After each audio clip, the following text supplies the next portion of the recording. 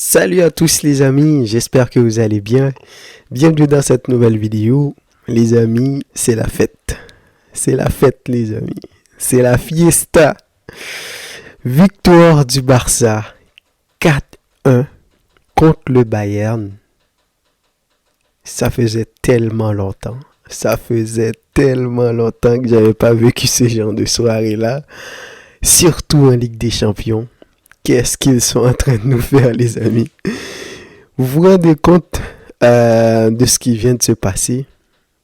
Déjà, on a écrasé le Bayern, s'il vous plaît. Je sais que le contexte, c'est plus le même contexte, c'est pas pareil, c'est pas le même Bayern. Depuis la saison dernière, ça a été compliqué. Mais je tiens aussi à souligner que ils ne se sont pas privés pour battre le Barça, le 8-2, vous vous souvenez?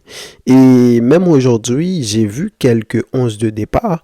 Vous vous rappelez le Barça avec Ricky Pig, Nico, Mingueza et je sais pas qui d'autre là sur le terrain contre le Bayern. Bah, tout ça pour dire que c'est ça le football. Il y a des moments où t'es pas forcément très bon, mais tu perds et surtout moi, le Bayern que j'ai vu aujourd'hui, je suis désolé, c'est le plan de Flick qui a marché. C'est le Barça qui a su maîtriser le Bayern avec un peu de chance. Oui, c'est vrai. Le but de Lewandowski, petite poussette de Fermin, il n'y a pas grand-chose. Je me dis, peut-être moi en tant que supporter, si c'est le Bayern qui avait marqué ce but-là, voilà, j'aurais pas été content. Mais il se passe vraiment rien. Fermin le touche. Et il sursaute aussi. Je pense que c'est pour ça que l'arbitre n'est pas allé là-dessus. Il sursaute beaucoup. Dès qu'il a senti le doigt de Fermin sur son dos, il en a un peu ajouté dans le geste. C'est pour ça qu'ils n'ont pas donné la faute. Et surtout, dans ces genres d'actions-là, la VAR peut intervenir. Alors, les amis, moi, avant ce match-là, j'avais beaucoup de scénarios dans la tête. J'avais beaucoup de scénarios qui me passaient dans la tête parce que c'était difficile de pronostiquer. T'arrives, même si tu es à domicile, le Bayern a un facteur émotionnel sur toi qui est énorme. À chaque fois qu'ils sont venus, que ça soit chez toi ou tu es allé chez eux, ils t'ont écrasé 2-0, 3-0. Je me rappelle même plus, c'est quand le Barça a marqué un but contre le Bayern. Vous vous rendez compte? Le dernier match que je pourrais dire que j'avais aimé, c'était... je pense que c'était le match là où on a fait la bonne première mi-temps. Là, on était à l'extérieur. Grosse première mi-temps, Lewandowski venait juste d'arriver, Pedri a raté des actions, Lewandowski a raté des actions, et en deuxième mi-temps, ils nous ont battus 2-0 facilement. Et le dernier match qu'on a joué contre eux, défaite 3-0, grosse domination, Alphonso Davies, etc. Donc, aujourd'hui, les amis, déjà l'entame de match du Barça, parce que je me posais déjà la question, je me suis dit, deux équipes qui aiment jouer au foot, qui aiment jouer le ballon, qui aiment avoir la possession, des équipes très fortes offensivement. Donc c'est qui va avoir le ballon? Donc je m'attendais à ce que le Barça mette la pression très tôt dans le match et c'est ce qu'ils ont fait.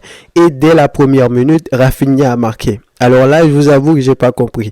La balle a centré, j'ai vu Koundé partir, j'ai vu Rafinha partir. Tout le monde mettait le pressing sur le Bayern et quelques secondes plus tard, j'ai vu que c'est Rafinha qui partait en 1 contre 1, qui dribble Neuer et qui marque.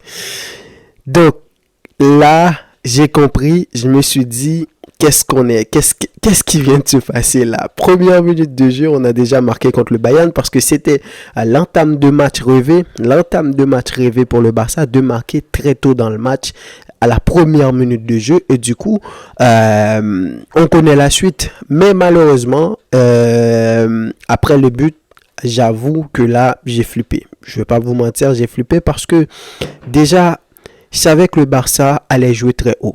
Et dans ma tête, j'avais l'image de Gnabry, de Olysée, de Coman, de tous ces autres-là. Là.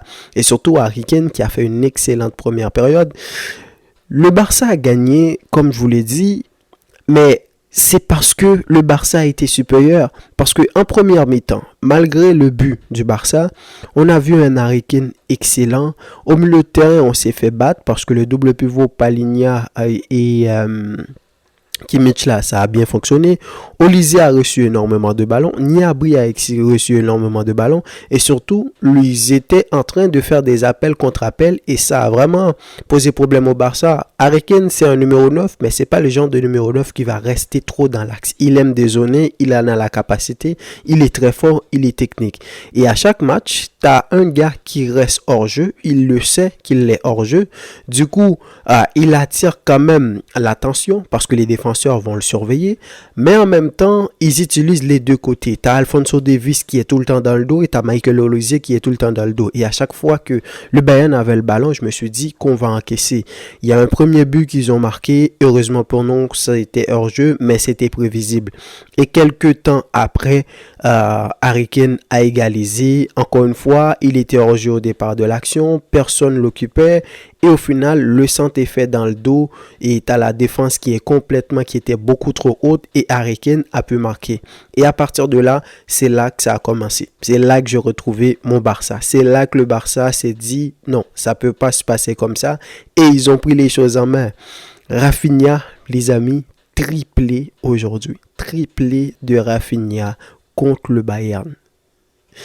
C'est dur de se dire qu'on est en train d'assister au même joueur. À quel point il s'est métamorphosé, je ne sais pas ce qui s'est passé. Rafinha, quel joueur exceptionnel aujourd'hui, quel début de saison il est en train de nous faire.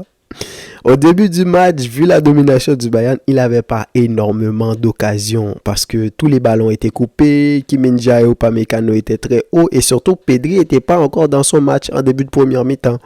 Mais aussitôt que le Barça a mis le pied sur le ballon, transversal sur le côté, Rafinha il s'est régalé sur ce côté-là parce que j'ai vu Compagnie utiliser ce système-là. Je l'avais vu depuis leur match contre Leverkusen avec ce Guerrero latéral droit. C'est ça que Flick avait fait en début de saison avec Alex Valle. Vous vous en souvenez? Parfois, il met Konrad Laimer. Donc, j'avais vu beaucoup d'espace dans la défense du Bayern. Quand il joue contre une équipe qui décide de défendre, il n'y a aucun souci. Mais quand il joue contre une équipe comme ce Barça-là qu'on a, qui est capable de partir en contre et de faire très mal, et surtout, tu as un Barça qui est clinique aujourd'hui. J'ai pas les stats, mais je suis sûr que c'est 4 buts pour peut-être 5 tirs cadrés. Et ça, c'est exceptionnel. Voilà la différence entre ce Barça-là et le Barça de ces dernières années. C'est que tu créais beaucoup d'occasions, mais tu n'arrivais pas à marquer. Même le Barça de Xavi, l'année passée, s'est créé énormément d'occasions. La différence, là, en ce moment, c'est que quand on se crée les occasions, on arrive à les concrétiser. Donc, Rafinha, vraiment top match dans la créativité. À un moment donné, quand le Barça a du mal à sortir le ballon, Pedri est pris, Casado est pris, t'as Rafinha qui s'intercale entre les lignes, venir chercher des ballons. Il est tout le temps sur le côté et surtout les buts qu'il a marqués aujourd'hui. La passe de Casado pour lui, c'est le Rafinha dans le temps, c'est un mauvais contrôle, ou du moins quand il arrive devant le but, il n'arrive pas à cadrer le ballon, mais là on sent le gars, il est en confiance, petit contrôle de la poitrine et ses buts. Le troisième but, peut-être qu'on peut parler de Neuer, mais c'est ce genre de gardien là qui aime vraiment sortir beaucoup trop haut, et là Rafinha a eu la lucidité de mettre le ballon au coin du poteau, et à ce moment là on était 4-1. Et là, franchement les amis, je ne reviens pas encore qu'on a gagné 4-1 contre le Bayern. Casado, alors lui, bonne chance pour l'enlever dans cette équipe-là. Et surtout qu'avec la philosophie des flics en ce moment, je vois qu'il fait confiance à ces jeunes. Regardez cette formation-là. T'as Frenkie, t'as Olmo sur le banc. Ils viennent de revenir, ça fait une semaine. Donc, il y a des coachs qui les auraient tout de suite mis, vu que c'est le Bayern, etc. Ils continuent avec l'équipe qui gagne. T'as un double pivot Casado-Pedri. C'est soft, défensivement parlant, sur le papier. Mais Casado... c'est vraiment un pitbull. Casado, c'est un pitbull. L'intensité qu'il a mis aujourd'hui, il a bouffé tout le milieu du Bayern. Il a bouffé les attaquants, des Gnabry, comment il s'appelle l'Allemand, quand il est monté, il a bouffé au Olysée et il était partout sur le terrain et surtout c'est lui, vous le rappelez, qui a lancé le ballon pour Rafinha pour le deuxième but. Donc bonne chance, les gars sont de retour, mais là on va avoir des problèmes de riche parce que Casado, pour ce qu'il fait depuis le début de la saison, il mérite d'être titulaire dans cette équipe-là. Lamine Yamal, lui, il a fait le show. Lamine Yamal a fait le show. Il n'a pas marqué, mais qu'est-ce qu'il a été déstabilisant. Alphonso Davies, aujourd'hui, il en a vu de toutes les couleurs. Que ce soit Kim Min-jae aussi qui était sur ce côté-là, c'était compliqué. Balle au pied, Lamine, tu ne pouvais pas lui prendre le ballon. La passe qu'il a donnée à Rafinha, la passe sur derrière, ça a traversé toute la ligne de la défense et il avait même donné une passe que je sais pas comment Lewandowski il a pas marqué ce 5e but là. Peut-être que même lui il voyait déjà la balle dans les buts, donc moi j'ai pas compris. Mais Lamine Yamal, quand ce gars-là va commencer à marquer des buts, je vous le dis, vous êtes pas prêts. Vous êtes pas prêts. Le match déstabilisant qu'il nous a fait aujourd'hui, le Lamine Yamal, excellent. La défense a été propre. La défense a été propre. Comme je vous l'ai dit, il y a des hors-jeux. Ça s'est passé. Heureusement pour nous, le premier but, ça n'a pas marché. Et la plupart du temps, on a senti aussi côté Bayern, il y a des gars qui n'étaient pas trop dans leur match. Est-ce que c'est le système? Parce que Michael Olise, il a beau essayer, mais c'est trop compliqué. Koubarsi dans les passes qui cassent les lignes. Fermin Lopez en début de match, c'était compliqué lui aussi. Je comprenais pas trop son rôle parce que tout le monde était un peu éparpillé. C'est peut-être parce que le Bayern avait le ballon, parce que je voyais plus Rafinha un peu partout et Fermin, au lieu de jouer et d'amener le premier pressing, il était très bas, parfois il dézonnait à droite. Donc il y avait une sorte d'incompréhension au milieu. C'est pour ça qu'on a perdu tous ces duels-là au milieu de terrain.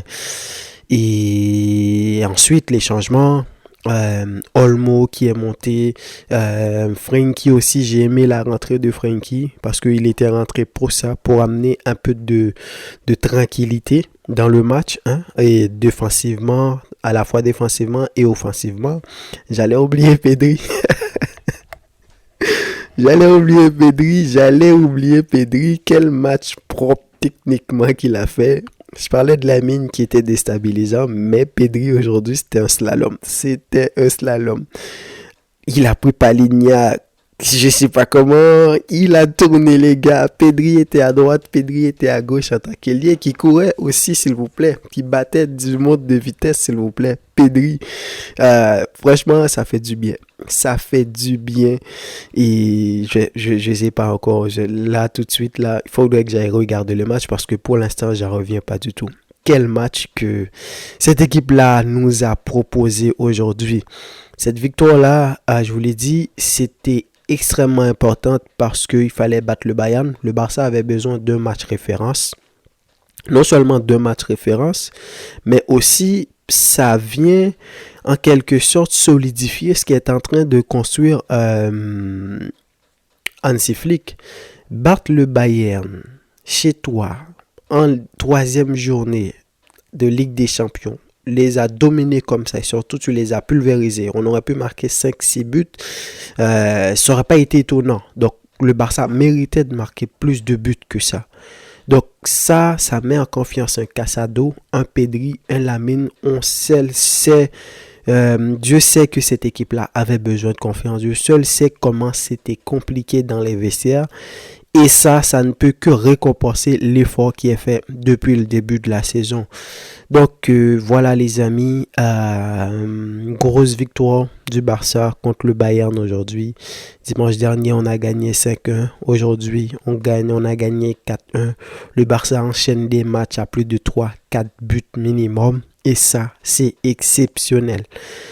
Donnez-moi vos avis, les amis, dans les commentaires. On aura l'occasion de revenir un petit peu peut-être sur ce match. Faut pas oublier qu'il y a le Real qui nous attend ce week-end. Mais franchement, les gars, je suis pas en mode de voilà, ramenez-nous le Real, ramenez-nous tout le monde, on va battre la Ligue, on va gagner la Ligue des Champions, etc.